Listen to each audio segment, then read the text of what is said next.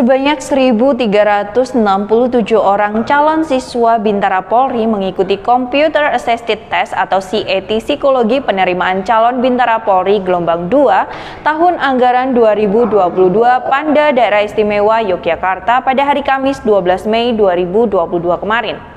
Digelar di Laboratorium Komputer Universitas Teknologi Digital Indonesia, pelaksanaan CAT Psikologi dibagi menjadi 3 gelombang dan dilaksanakan hingga Sabtu besok. Pada pelaksanaan tes diawasi langsung oleh Karo SDM Polda DIY Kombes Pol Yohanes Ragil Heru Susetio serta pengawas internal dari Itwasda dan Bitpropam Polda DIY dengan melibatkan pengawas eksternal yaitu Ardi Mulya Mkom dari Pusat Studi Forensika Digital UII dan Miftahun Nikmah dari HIMSI Daerah Istimewa Yogyakarta. Kepala Bagian Psikologi Biro SDM Kompol Ari Krisdiantoro menyampaikan bahwa tes psikologi ini adalah tes untuk mengukur aspek individu secara psikis serta untuk mengukur fungsi kognitif dan emosional. Beliau menambahkan tujuan dari tes psikologi ini digunakan untuk mengukur berbagai kemungkinan atas bermacam kemampuan secara mental dan semuanya yang mendukung termasuk prestasi, kemampuan kepribadian, dan intelijensi. Beliau juga menyampaikan teknis pelaksanaan tes kemarin tercatat 456 peserta yang terbagi dalam 2 sesi yaitu pagi dan siang. Penerapan protokol kesehatan juga dilakukan sejak sebelum masuk ke tahapan ujian. Para peserta diwajibkan membawa surat hasil tes swab antigen atau PCR dengan hasil negatif. Sebelum memasuki ruangan tes, para peserta dilakukan pengecekan suhu tubuh serta dilakukan pemeriksaan badan dari pihak panitia agar di dalam ruangan tes tidak membawa item yang berpotensi melanggar ketentuan tes.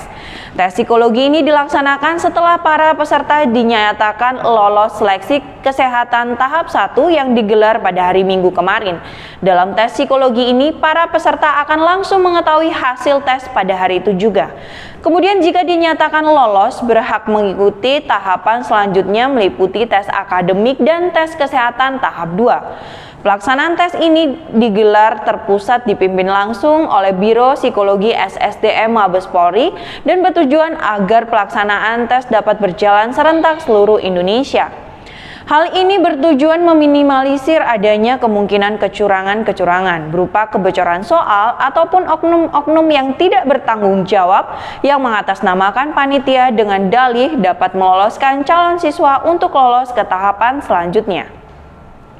Berikutnya kami sampaikan informasi seputar gangguan Kamtibmas dan kriminalitas yang terjadi di wilayah Yogyakarta pada hari Kamis 12 Mei 2022. Selama 1 kali 24 jam telah terjadi 21 kejadian, di antaranya 2 kasus penyalahgunaan psikotropika, 4 kasus penipuan, 5 kasus pencurian, 3 kasus penganiayaan, 6 kasus penggelapan, dan 1 kasus penghinaan.